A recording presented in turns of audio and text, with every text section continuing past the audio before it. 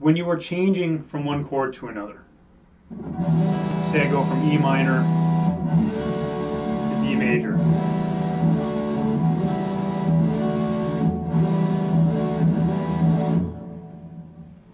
The main thing here is that, again, we want to keep these fingers straight. If I'm playing the D major chord and my ring finger, say, goes just even like a millimeter this way, angles, it's going to interfere and stop this string from vibrating.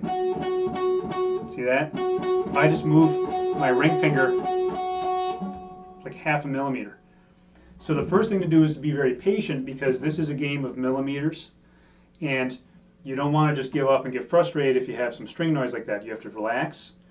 You have to sometimes put a different finger down to start. If you get in the habit of, say, making this D major chord by going first finger, middle, ring, and you have a problem with that ring finger, try putting the ring finger down first and try playing maybe that open string next to it. Because if you hear that note, it means this one is not messing with it.